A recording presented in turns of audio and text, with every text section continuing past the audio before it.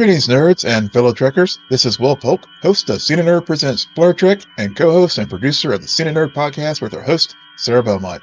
Thank you so much for joining me today as I'm going to be talking about episode 2-4 of Star Trek Strange New Worlds, Among the Lotus Eaters. This episode was written by Kirsten Beyer and David Perez and was directed by Eduardo Sanchez. This is a spoiler review, so if you haven't watched the episode, go watch it now, and then come back and watch my review after you're done watching the episode. Some overall thoughts on this episode. So if you've never watched an original series episode of Star Trek, this episode really has the vibe and the classic vibe of the original series. I'll expand on that here in a little bit, but I just wrote to give you a flavor of, if you've never watched Star Trek before and Strange New Worlds is your first entry into the Star Trek universe, this is what kind of vibe you'll get. Granted, updated for modern audiences, but this is the vibe that the 60s show had. Next, I would just like to highlight the performances from the entire cast. Again, all did a tremendous job, but really, the two standout performances this week are clearly Anson Mount, who plays Captain Pike, and Melissa Navia, who plays Lieutenant Ortega. And really their A and B stories were really on A game was fully on display this week with their performances. So I just wanted to give them a shout out for that. Next thing about this episode, and something you will see in the original series and even subsequent movies and subsequent shows in Next Generation through New Trek, is that Star Trek is famous for using classical literature, not only for its titles, but also woven into dialogue with throughout episodes. And so this episode title refers to Homer's Odyssey, which is in the classic literature. This is the famous book where Odysseus visited an island of Lotus Eaters as part of as far as his travels, and his crew and Odysseus forgot all their worries because they were eating fruit from a lotus tree. So those are some of the themes that you saw happen here, using with the exotic radiation in the planet of Rigel VII with the crew of the Enterprise. And then one last thing that stood out to me was this was a nice bookend to the original 1964 pilot, which if you haven't watched The Cage, strongly recommend you go do that. And Pike's original voyage and visit to Rigel VII, which was a part of that episode, and then later part of the repackaged menagerie and the season 1 of the original series. Note that when Pike visited the planet in the Star Trek universe, originally it was 2254. Strange New Worlds this current season is set in 2260, and we can still see the impact of that mission, not only from what happened in the story, but also just Pike's general reactions to thinking about things that's happened under his command and the aftermath of the Starfleet contamination that we see in this episode. So the other thing that I really wanted to note, and it really goes back to my notes on the performances of the week, is we get to see more of Erica. He really gets her moment this week, which I'll get into greater depth in the episode review. But before we do that, just want to do a quick call to action. If you could please hit that like button if you like what you're hearing so far, and please drop comments on the things that I'm talking about during my review here. Love to hear from you. Also, it helps, and I do promise I do get back to all the comments, so please do so. It also helps to know that people are watching this video, and it helps us get it out to a wider audience. So please do that, and also please hit the subscribe button and also hit the notifications so you never miss an episode of Cine Nerd Presents Blur Trek or our main show when they post to this channel or wherever you get your podcast. So let's turn now to the analysis of the episode itself. Before getting into the episode, I wanted to first do a quick setup just to refresh your memory if you haven't watched the episode in a little bit. So we'll start first with where the episode begins. Captain Pike and Captain Patel are engaged in dinner. The USS Enterprise and Cayuga are doing a joint mapping mission, and so during that dinner, both of them are just trying to really catch up and try to make amends and try to heal their relationship, because we learned early on in the series that Pike and Patel were a couple, and they things definitely got strained due to Una's trial and arrest and everything. So they were just trying to reconnect. But of course, two busy starship captains kept getting interrupted. But both of them did receive messages. Captain Patel learned that she was passed over for promotion. Captain Pike, of course, was trying to make sense of it all, and in classic dude fashion, just completely messes it up. And so they definitely don't leave on good terms. We then learned that Captain Pike's message during Una's briefing was a follow-up to something that had transpired on the Enterprise years earlier, as I noted in 2254, when his ship first visited Rigel VII. And during that mission, we learn both from the cage and as well as this episode that Pike lost 3 crew members on that planet when their expedition went awry, and Spock was also badly injured during that mission as well. So the Enterprise basically was going back there to clean up this mess, because when Starfleet's probe surveyed the planet, they saw the famous Delta symbol that is the symbol of Starfleet show up on the map and the sensors.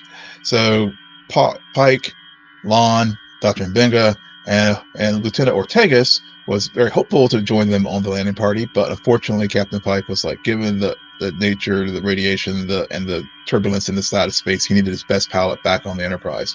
So she was disappointed and has to stay back. The rest of them go down to Rigel 7. When they first get on the planet, Lon starts to experience ringing in her ears, memory loss. It impacts the other Pike and Dr. Mbenga as well. A little bit later for Captain Pike, but in the meantime, they do end up on the castle there on Rigel 7, and when they get in there, they learn that in fact one of the people that Pike thought was killed in action during that previous visit to Rigel was indeed alive, Zach Gwynn. So by that point, Captain Pike was impacted by the radiation that we learn causes memory loss and other things. Long and short, they do get put in a cage, and then they get sent out to be with the rest of the Kellar, the indigenous people of Rigel 7. So they are there. Meanwhile, back on the Enterprise, the crew was also starting to experience the same symptoms that the landing party were experiencing below. So you have both sets, the Enterprise and the landing party, being susceptible to the radiation that was causing these memory loss and other symptoms at Rigel 7. While Pike and the landing party were on the planet in the process of trying to learn more about things, they did try to jump the 2 Kellar guards who were in the camp with the other indigenous people, and in the process of doing so, Lon gets injured, and so Pike and Dr. Mbenga work with one of the local villagers to try to figure out a way to get Lon back to the castle so they can hopefully get medical treatment for her wounds. Meanwhile, back up on the Enterprise, people are losing their memories, and we learn there was a great scene with Lieutenant Ortega where she and Spock are basically left on the bridge trying to figure out what's going on. Spock orders her to take the ship to the area of an orbit around the planet. She didn't think it was a good idea, but he is her superior officer, even though they couldn't remember one another. But long and short of it, they do that. She, of course, tries to find her quarters to try to figure out who she is, what she's about, and ultimately she comes. Everything comes together. She makes it back up to the bridge, and she has the famous lines, "I'm Erica Ortega. I fly the ship." And while she's doing that, on the planet, Pike makes it, and Dr. Mbenga make it back to the castle. Pike does make it back into the throne room. He has a confrontation and showdown with Zach Gwynn, and just in the nick of time, Pike's memory comes back for him just before he vaporizes Zach. After that, they get the medical supplies they need for Lon, and she's improved. They get back to the ship, and all is well for the crew. And then, of course, Captain Pike and Captain Patel do meet up again and really try to re-spark and rekindle their relationship. So that's the setup for this particular episode. Getting into the good, the mixed, and the things that I didn't like about this episode. First, the good. So I want to say, as I noted in the outset of this video, this was a great use of the original series, great use of the original series vibe. For folks who aren't as familiar with Star Trek, this episode follows up the first expedition of Captain Pike to Rigel VII, which on the Star Trek timeline was in 2254. Star Trek Strange New Worlds Season 2 is taking place in 2260. So again, as noted earlier, the Enterprise was ordered there to clean up the mess because there was some contamination due to some unknown reason, and that's why the ship was ordered to go back to see what was going on. So the great thing about this episode is that it builds on scenes from the unaired pilot, The Cage, which there was a scene that was in there about the incident at Rigel 7, where, and this scene was also, if you have watched the original series episode, The Menagerie, which is parts 1 and 2, that was where we first see Captain Pike on screen. In that episode, of course, he has at that point already been injured from the incident on the training vessel where the baffle plate ruptured and the delta rays left him as an invalid. And so this episode really brings us back. All those points in the past are at display here now in 2260, and so we're dealing with the consequences of that, and they show one of the key scenes from that original series episode, and The Cage was when Dr. Boyce, who was the CMO of the Enterprise at the time, and Captain Pike were having a discussion about the 3 crew members that were lost, the fact that the pain that Chris felt over the weights of and burdens of command.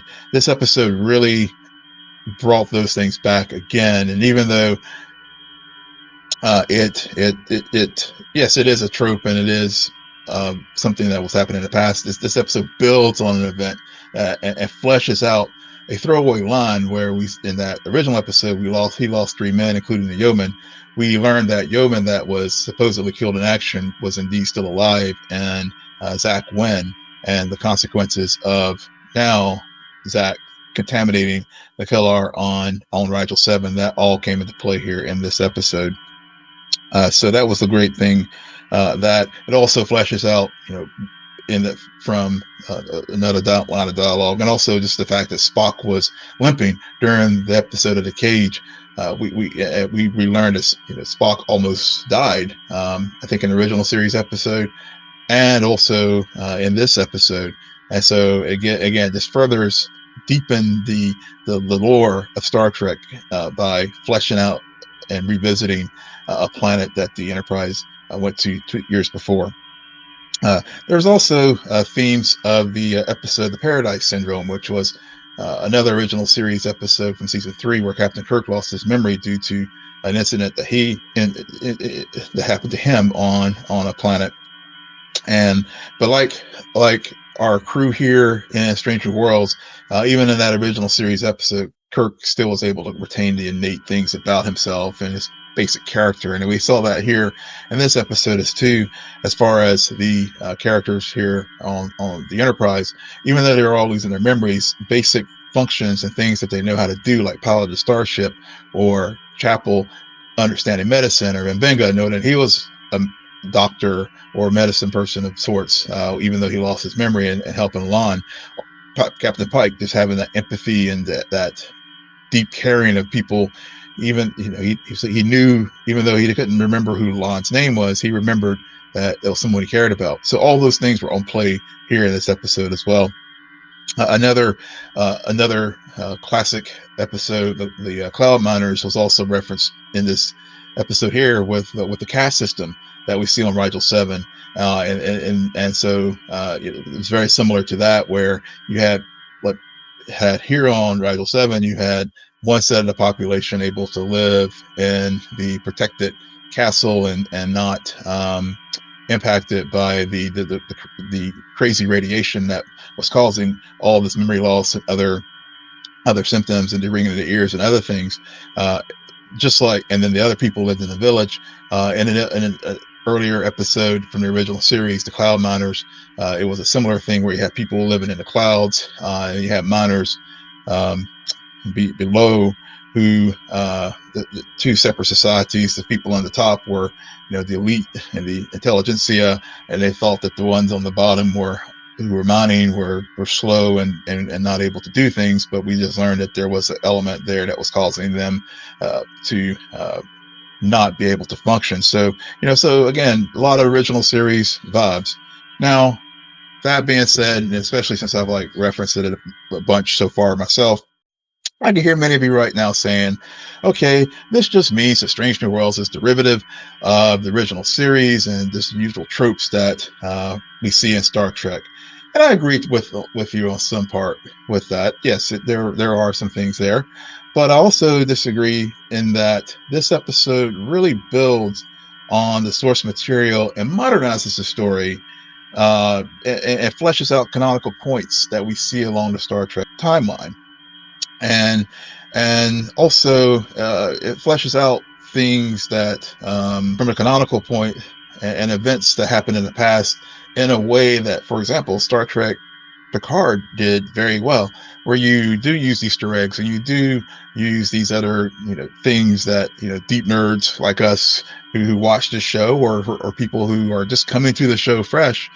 It's enjoyable for both because for uber Star Trek fans who just know everything about the Star Trek Bible inside and out, this episode works for you because you see things.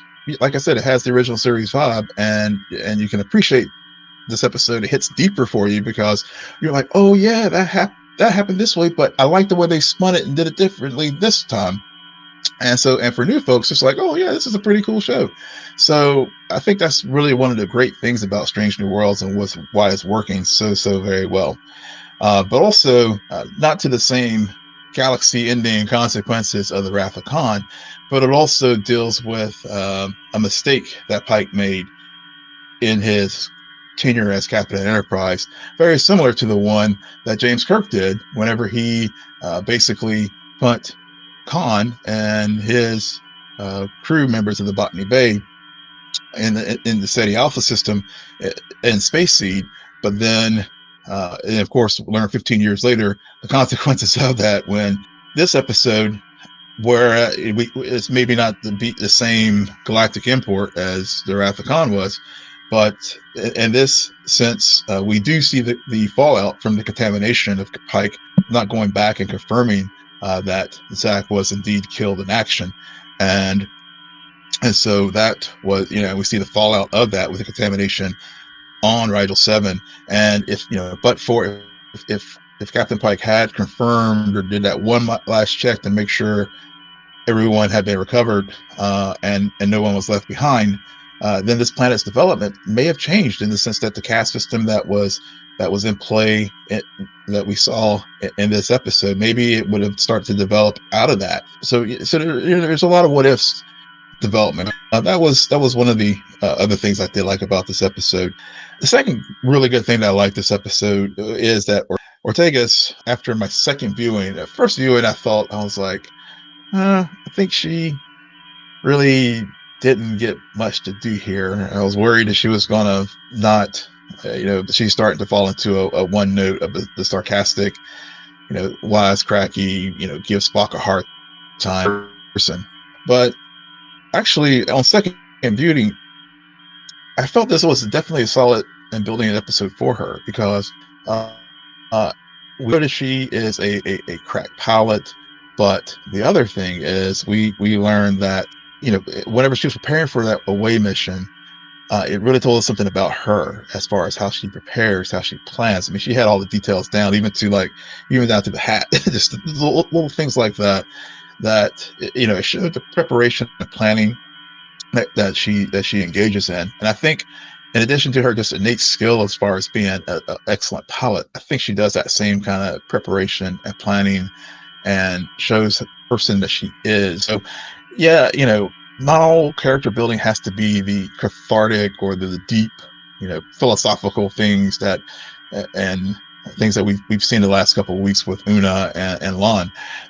Sometimes it could just be the day-to-day kind of things to just show you what this person's about. And I think we really saw that in this episode, and really how believable it is that now she is indeed the senior helmsman of the Starship Enterprise, not only from her technical skill, but also from her technical, and her innate skill as far as a pilot, but also the technical skills that she has in building up and building her trade and craft and those kind of things. And also, I did joke about how she always gives Spock a hard time, but in this, it did make sense, because Spock made an error in this episode where he told her to go to one set of coordinates, but that actually made things worse as far as the crew of the Enterprise getting impacted by the radiation. And so that, I thought that was also a good reminder for us as fans that, again, the version of Spock that we're seeing now is the 2260 Spock. It's not the Spock that we came to know in the original series, who by that point had been promoted to first officer and was more seasoned of an officer, and also not only from a command and experience standpoint, but also even control of his emotions. Because, of course, and a lot of fans have made note about Spock showing too much emotion during Stranger Worlds and those kind of things. Remember, 2254, when we saw him in the cage, he actually smiled. Even in the early seasons of the original series, he had moments where he showed emotion. So it happens. I think sometimes Vulcans get the, we buy like the in-universe folks who buy that Vulcans have no emotions. I think sometimes we as fans fall into that trap as well, where we forget they do actually have emotion. It's just that they have learned how to control those emotions. So, so I thought that was really good. And then, of course, closing out with Ortega's, really did think she did have a great moment, and that she was the person this week that was able to save the ship. And when she pulled herself together and had in her quarters and asking the computer who she was, and then getting back up there, saving the ship, and getting them out of the situation so that the crew would not get lost due to the radiation that the planet was dealing with. And then last thing, as far as just getting to know who Ortega is, very nice nod to her bio on the pad, where we learned that she was born in Colombia in May of 2223. Excuse me. And that's a nice nod to the actress's ancestry as well, because she is also Colombian American. And so I thought that was just a nice real touch that they added in the episode. So those are some cool things I thought about. The good things about the episode. Moving on to the mixed things, I have to say that it's Pike and Patel and their relationship. I feel like Patel is a living, walking MacGuffin for Pike's love life. And as far as the good things that they fleshed out was the exploration of two professionals dealing with trying to navigate a relationship. Many people have to deal with this, and I think it's a very real world thing that was a nice little touch in that they brought to the episode. Many people, may be dealing with that in your personal life. I mean, everyone, or you may have known someone who does. So I think that was a nice thing that they did do in this episode, having that aspect of their relationship play out. And also Una, like, talking to Chris, like, dude, really, you do this all the time when you get close to someone. So those are nice growing moments. Like I said, the mixed part of it was, I just feel like I do want her to get Patel to get her own sort of agency and all. And we've seen that from the professional standpoint, but in this relationship, it just seems like she's just a MacGuffin, and I just want more equal footing as far as her interactions, like, instead of like, and I do think they took some steps in that with the way that the episode ended, where she was like, let's just see how this first 30 minutes go, and we'll take it from there. So so I think they are starting that, but I just thought that was one of the weaker points, or maybe mixed points of the episode. And then the other last little thing as far as the dinner, I don't know if it's a mixed thing as far as a joke or the carry on the joke from Star Trek Picard. So for folks who haven't seen Star Trek Picard, there was a joke throughout the series about Chateau Picard wine, and so in this episode, there was a bottle of Chateau Picard wine that was in Captain Pike's quarters. That he and Captain Patel were having dinner with. So I don't know if that was, we didn't get the gag, and I don't want to spoil it for folks who didn't watch Star Trek Picard. There is it real world gag maybe in that maybe wine snobs, it was a screw top, and so sometimes people like, if it's a screw top, some people look down on wine bottles that have screw tops versus a proper cork. So maybe again, that's just kind of maybe a mixed joke that the folks threw in there for the show. But Captain Pike seems to be a guy who would know what a good bottle of wine would be, and so we'll see where that goes. But just a little aside there. Last thing with the episode, as far as I will say the bad, it is that the weak link clearly was Zach Wynn, and it's not the performance. I thought the actor who portrayed him did a good job with the material that was given. It was just, again, it just seemed that the story of his being being declared killed in action, being left behind, and his motivations for all the things that were going on Rigel VII just seemed undercooked. And I just wish they had fleshed that out a little bit more, because when we did have the scene at the end in the throne room where Pike is just kicking them all around the room and stuff. I mean, granted, at that point, Pike was just trying to get medical supplies for long.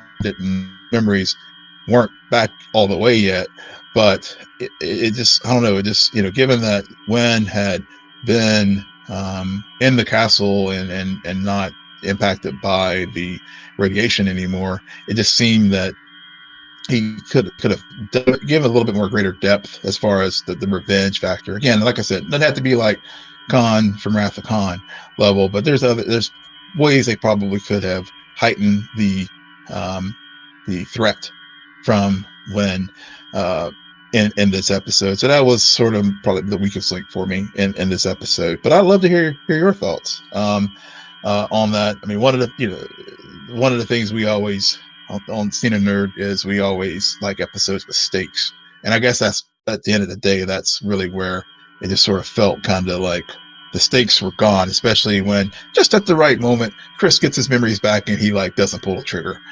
So it's like, okay, we'll go with it. I get it from dramatic purposes, but it does lower the stakes, and we don't want our heroes to be bad people or whatever, but it just it just kind of took the steam out of the episode for me from that standpoint, because we just didn't have any stakes there.